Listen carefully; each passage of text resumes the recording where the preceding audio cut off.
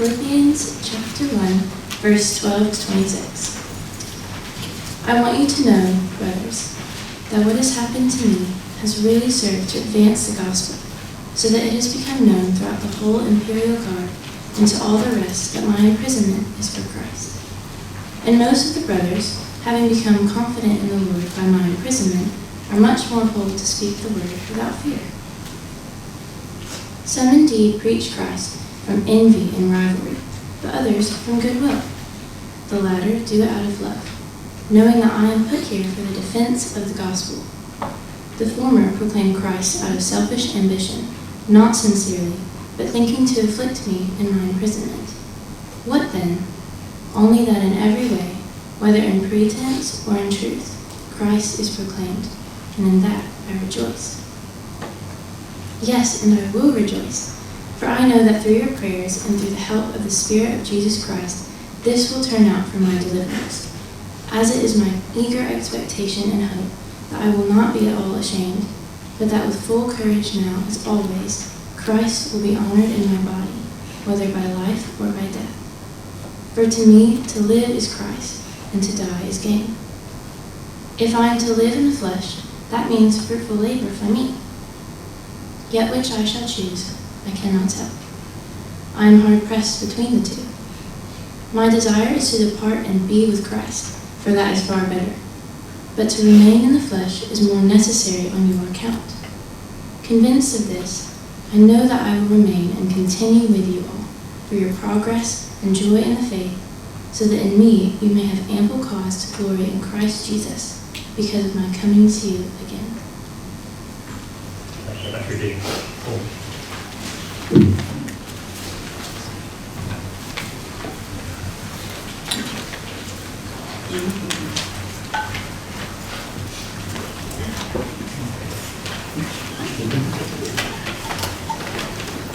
Well, thank you. I have to confess I did come with a little bit of fear and trepidation, and particularly about my accent. I was preaching in a church in central London once, and after I'd finished, someone called me on the door, and he kind of said, now that accent, what was it? I said, that's Birmingham. He said, to which, if I'd thought about it, I should have responded, well, Birmingham's okay, you should be in the Black Country. I stand behind two girls in a queue in Smith's on Saturday afternoon once in Dudley. And they were talking about some lad who'd come into their school, and they obviously were quite taken with him, and one said, he's lovely, really nice, and he's Boston. Oh, he's really Boston. And then a friend said, but he's a bit posh, isn't he? He's got such a posh accent. He sounds just like somebody from Wolverhampton. so it's all kind of relative, isn't it? If you have your Bibles, turn to this passage, and we're going to try over the next couple of days to take a section from each of the chapters, and our theme for this morning is Invincible Joy, the kind of joy that we can have in all circumstances. If you look at the heart of this passage, look at the end of verse 18, Paul says this, only that in every way, whether in pretense or in truth, Christ is preached, and in this I rejoice, yes, and I will continue to rejoice. Whatever happens, Paul says, I'm going to be marked out by joy. I will not stop having joy. When I was 14, someone gave me a book with the title Tortured for Christ, written by a Romanian pastor called Richard Wurmbrand. This was in the days when Christians in the East, in the communist bloc, were persecuted. And Richard Wurmbrand was a pastor. He was thrown into prison in Romania, and he was in prison for 14 years. And during that time, literally, he was tortured in all sorts of ways that I won't go into. And he described how he was told again and again and again, if you deny your faith, if you promise that you will never preach again, you can go free. And he refused. I can't do that. And so eventually he's let free. He came to the States, came to America. He actually came to the UK and visited. And I heard him speaking in a meeting in Birmingham. And he described his experience. And I remember, I'll never forget what he said. He said there would be some nights that I'd be sitting in my cell. I was cold, it was bitterly freezing cold. I was almost naked, I was hungry, I was thirsty. Every part of my body ached with pain. And as I sat there in the darkness, I would sing songs of joy. They could take my comforts and my possessions. They could take my family and my freedom. They could take my health and my dignity. They could even take my life from me. But what they could never take from me was the strong grip of the nail-pierced hands of my Saviour. They could not take my Jesus from me. Life is about losing things. The older you get, the more you lose, and eventually everything in this world goes. The one thing that we have as we're Christians is Christ.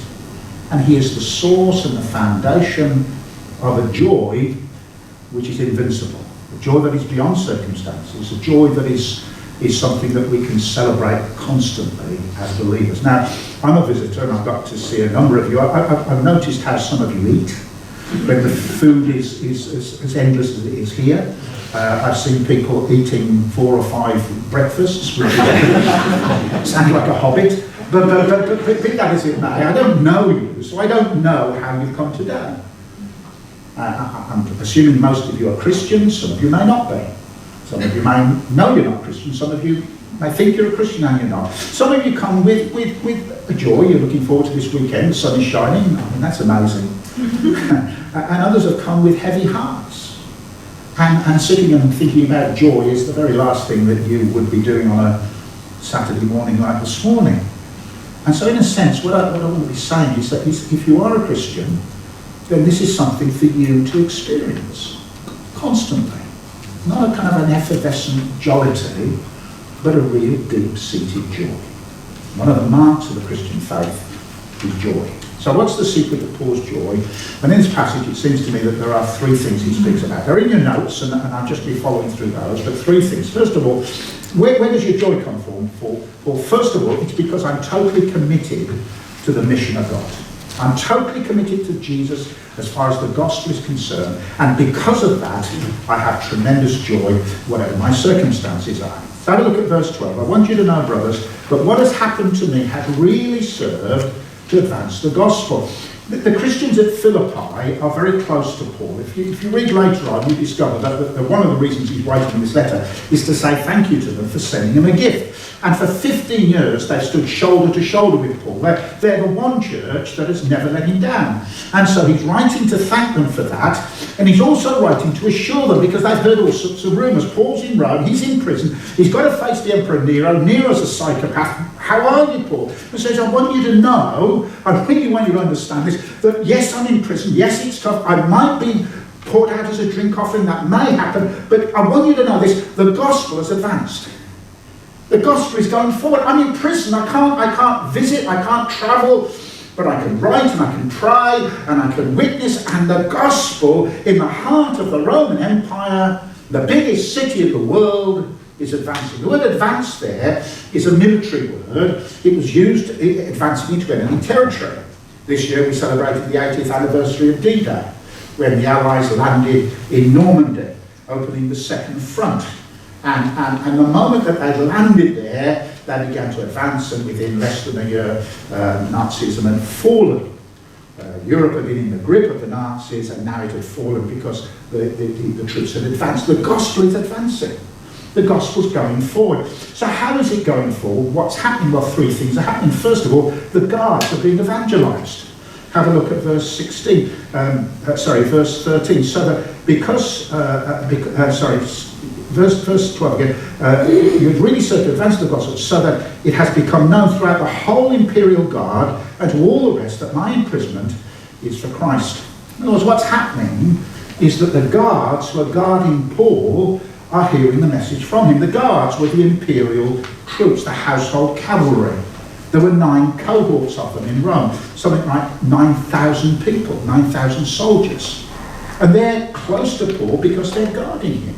And what happens? They hear the gospel. You can imagine the conversation. What are you doing here? What crime has brought you to Rome? My crime is being faithful to King Jesus. Who's King Jesus? Let me tell you about it. And we know that for certain, some of them were being converted. Just turn to the end of Philippians chapter 4, and look at verse 22.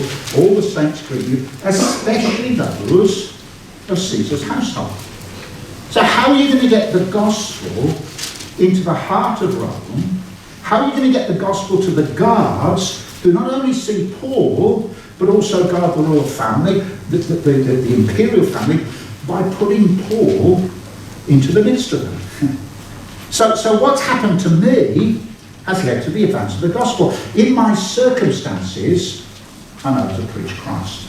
What is he saying to us? How do we have joy in the midst of trial? Whatever our circumstances are, wherever we might find ourselves, there is an opportunity to witness for Christ, to shine like a star in the darkness. My wife was only diagnosed with MS about 10 years ago. Up until then, it was unknown. She had all sorts of symptoms. What's going on? Eventually, we had the final diagnosis. And you can imagine, we're in the car going home. We were in Bristol, hospital in Bristol, in the car going home. And it's pretty stunning to know that you've got something like this that is progressive, etc., etc. And I said to my wife, well, what do you think about that? There's not much else you can say. And she said, well, one thing now, because I've got MS, I can join an MS support group. That means I can tell lots of people about Jesus. Now I must swerve the car into the side of the road, because I thought, I was expecting something other than that, but that's the way she saw it. And in all our circumstances, wherever we are, however difficult it might be circumstantially, we can be confident that God's in control and he's put us there for the gospel. So why is Paul joyful? Because he looks at his circumstances and he looks beyond the circumstances and he says, here's an opportunity to preach Christ.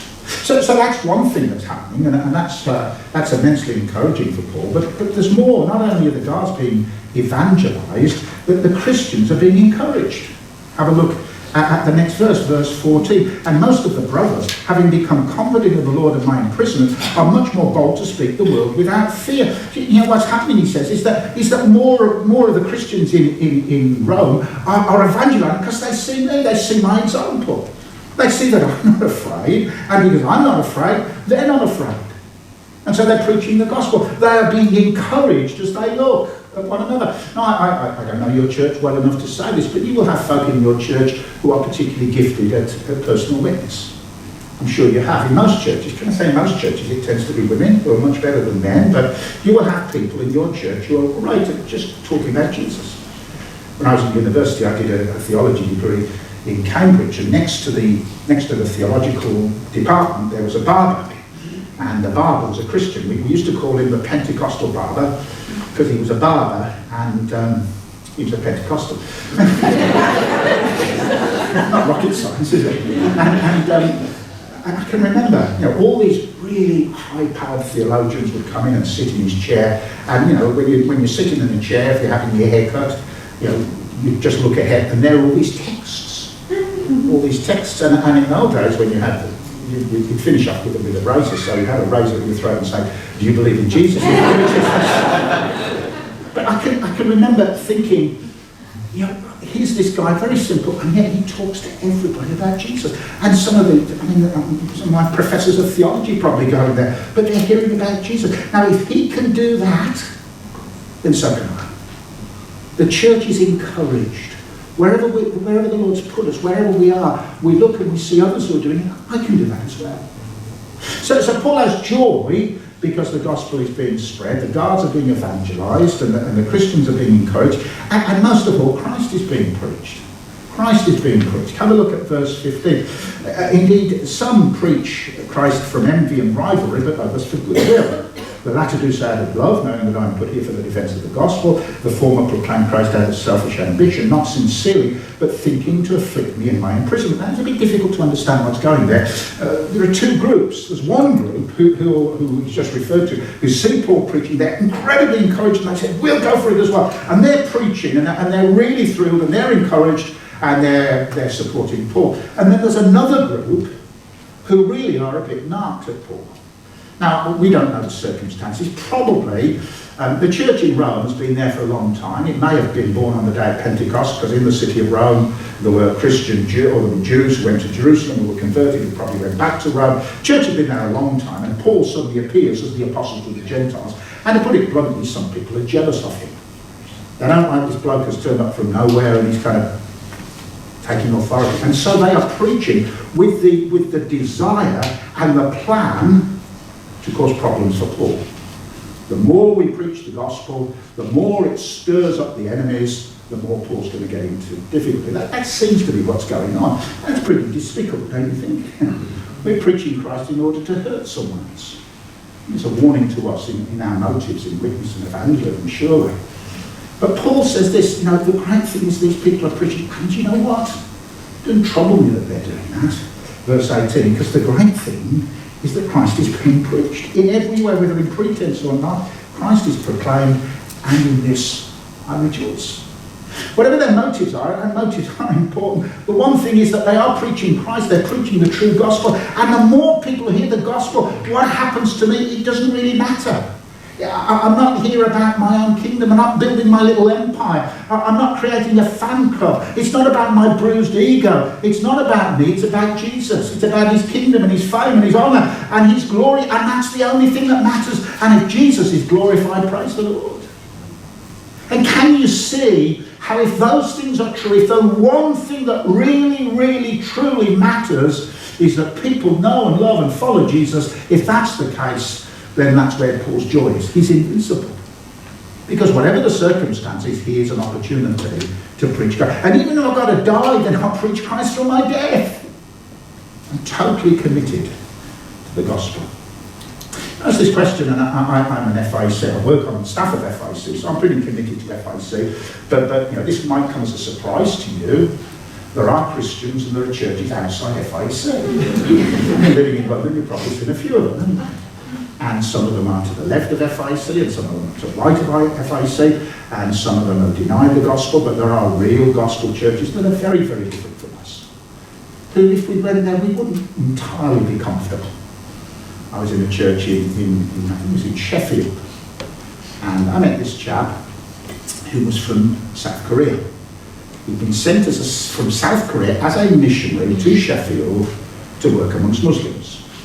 I said, that's great. What kind of church do you come from? He said, I describe my church as a charismatic Pentecostal Presbyterian Baptist church. Ticking every box there, you put brethren in and well, you're well home there. But I just thought, isn't that fantastic? Here's this guy who probably is miles apart from me theologically, but it's clear that he loves Christ and it's clear that he loves the gospel, and I rejoice that the gospel is growing. And as you look around you, there'll be churches nearby that you wouldn't necessarily say, well, that's I'd be comfortable worshipping there. But if they're preaching Christ, then we rejoice, don't we? Hello, you're allowed to participate a little bit. Some questions are rhetorical, some are not. And if you answer not a rhetorical question, you're in trouble. But but you've got to guess. So it makes the whole ride of fun, doesn't it? So isn't it great to know that the gospel is being preached? And can you see how joy flows from that? Because it's invincible. Because Paul said, I believe that God's in control. Amy Carmichael once said, God is never taken by surprise. There's never a crisis in heaven. God doesn't have problems. He only has plans. God doesn't have problems, he only has plans. Christ will build his church and the gates of hell will not prevail against it, and Paul knows that. We're on the victory side. When Christ returns, he'll see his church and he'll be satisfied, and we are called to be part of that. And if that is where our heartbeat is, then we rejoice, however difficult our circumstances might be. That's the first reason. Here's the second reason. Not only is he totally convinced or totally committed to the mission of God, number two, he's totally convinced of the provision of God. Totally convinced of God's provision. Yes, verse 18, and I will rejoice, for I know that through your prayer and the help of the Spirit of Jesus Christ, it will turn out for my deliverance, as it is my eager expectation. And the hope is that I will not be ashamed, but with full courage, now as always, Christ will be honoured in my body, whether by my life or my death. I continue to rejoice.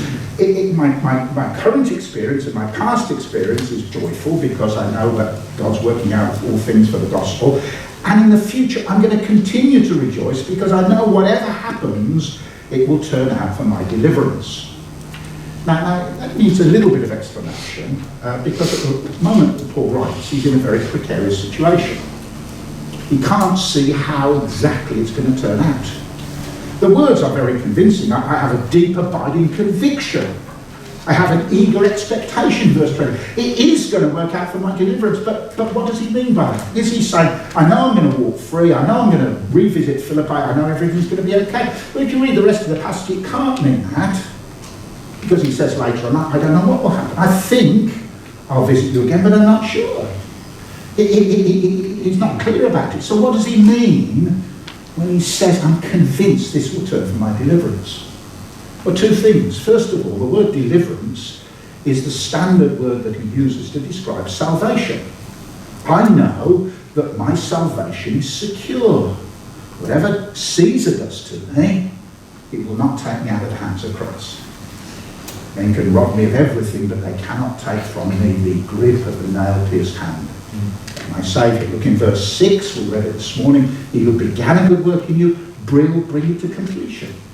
In John chapter 10, Jesus talks about his hand. You know, you're in my hand, you're secure in my hand, and you're secure in the Father's hand. No one will pluck you out of my hand, no one will pluck you out of my Father's hand. And I kind of think of the hand of the Father and the hand of the Son, and they kind of come together. And where are we? Right there in between. We are secure. Christian, whatever you're facing this morning, whatever you're going through, whatever your fears are, you are safe in the hands of Christ. He who began a good work in you will bring it to completion. You are utterly and totally secure. He will never let you go.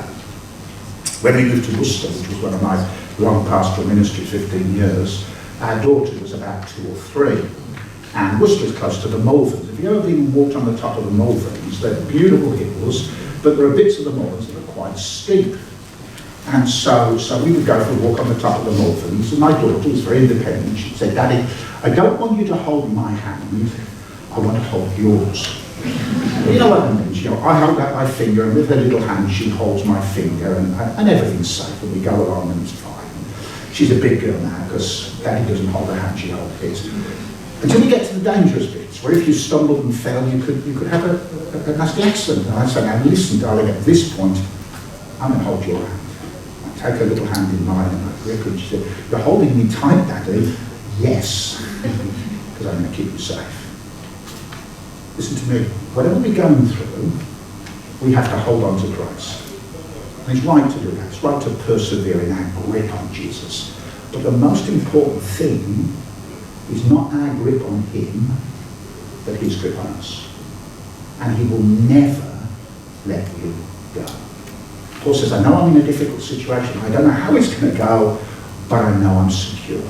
My name is written in heaven. Absolutely secure. Isn't that good news today?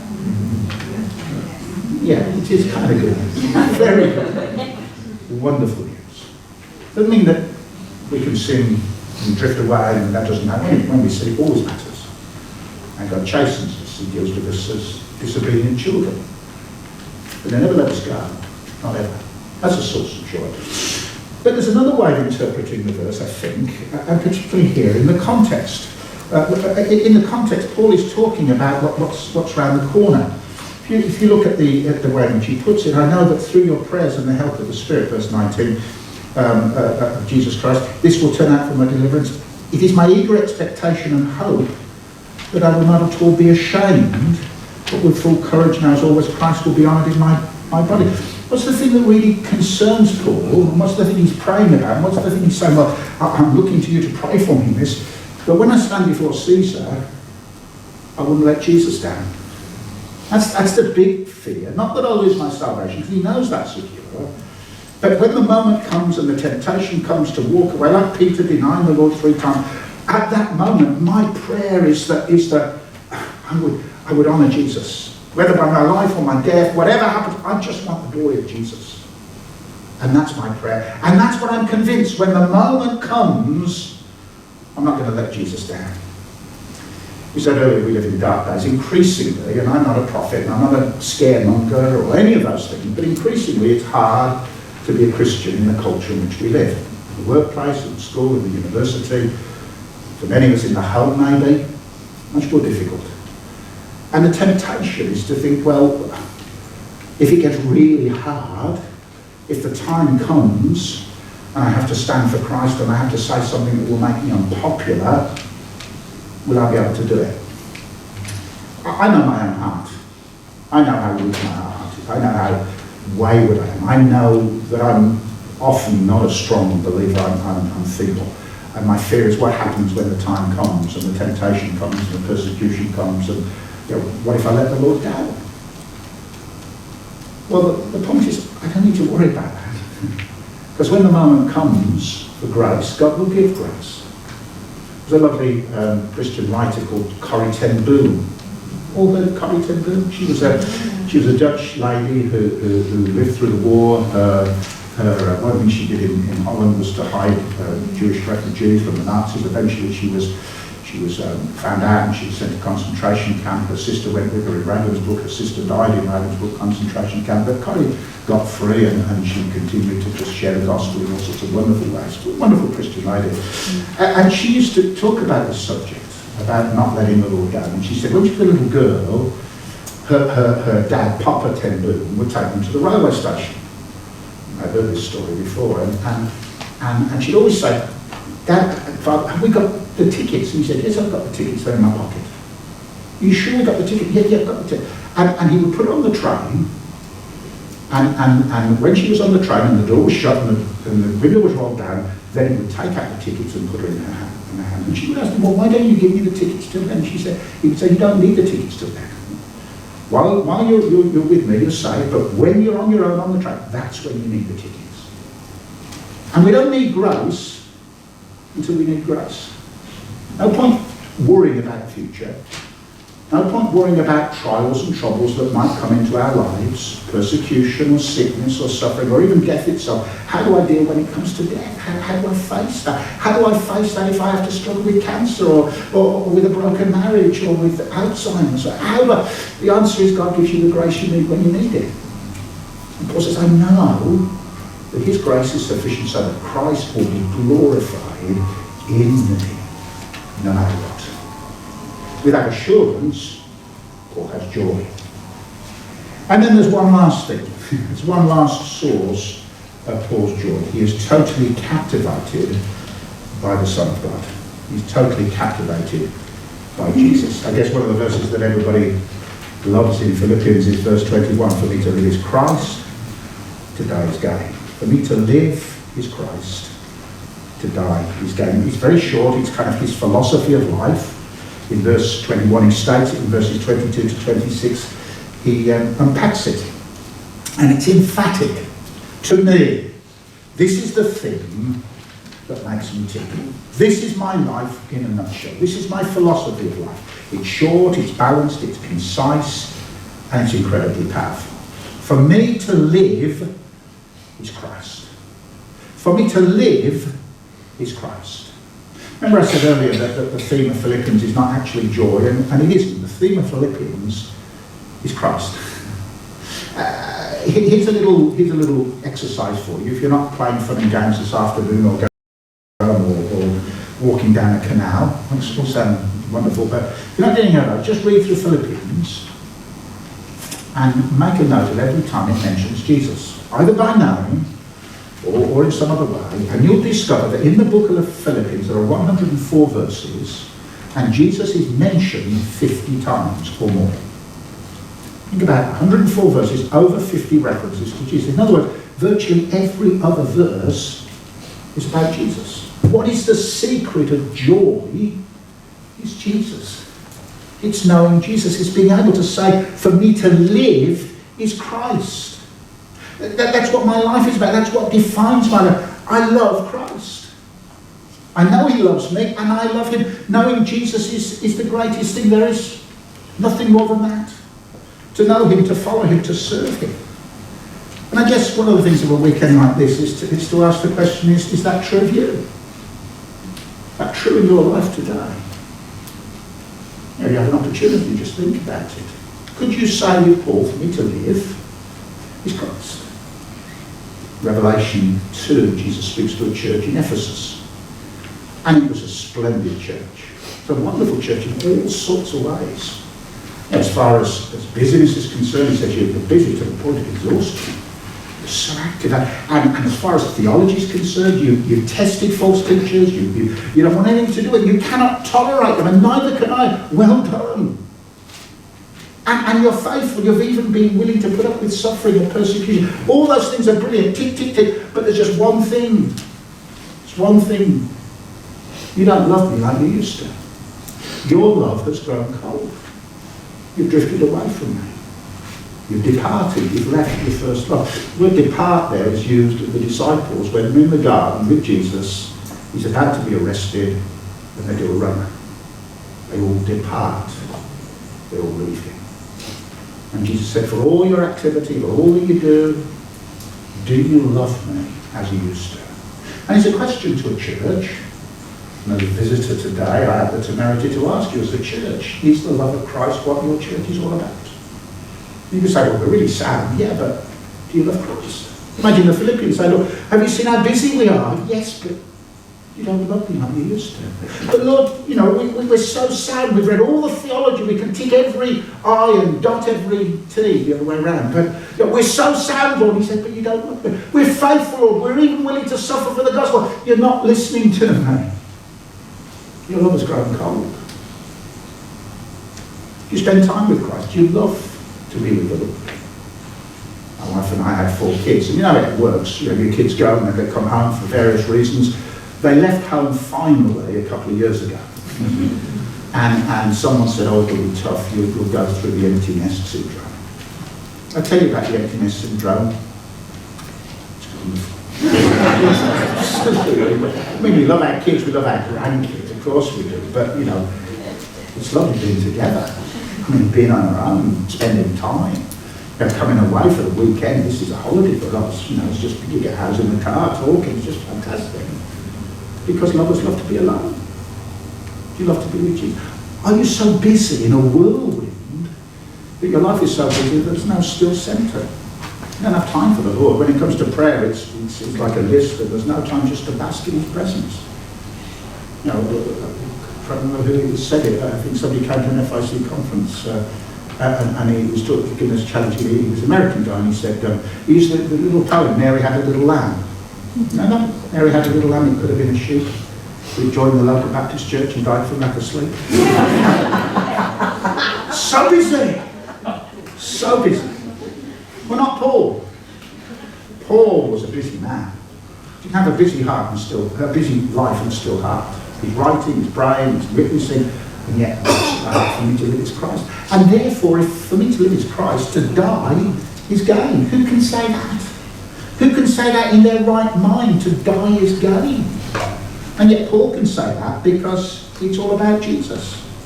It's all about living for Him. Look at the way in which he unwraps it.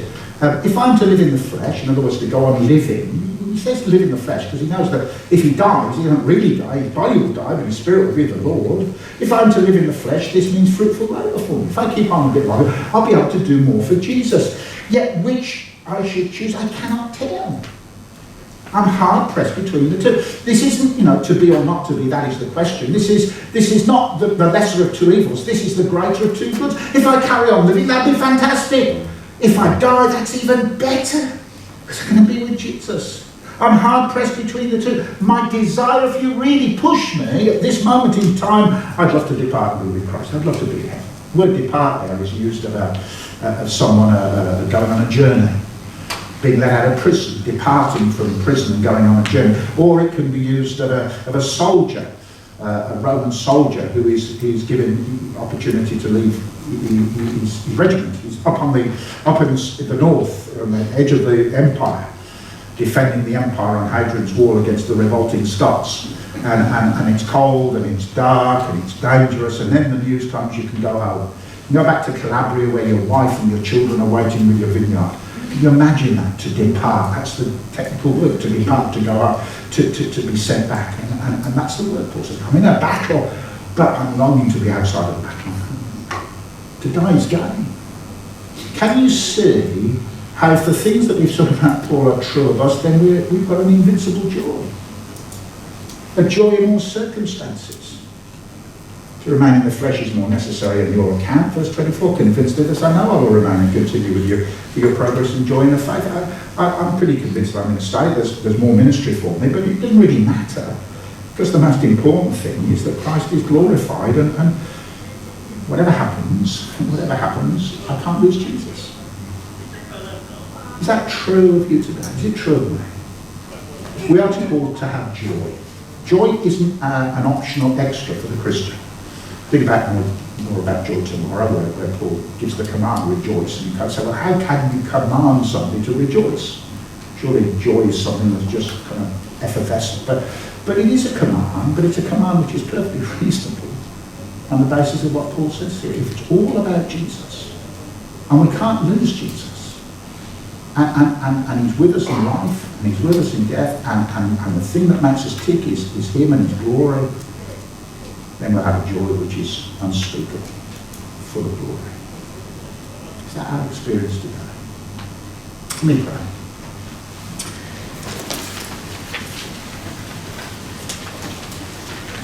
Our Father, as we bow in your presence now, we confess that very often we are taken up with other things. The things of this world get our attention and command our allegiance, and we forget that the purpose of our lives is to bring glory to you, and that glory begins when we know Christ, when we love Christ, when we follow Christ, when Jesus is all in all to us.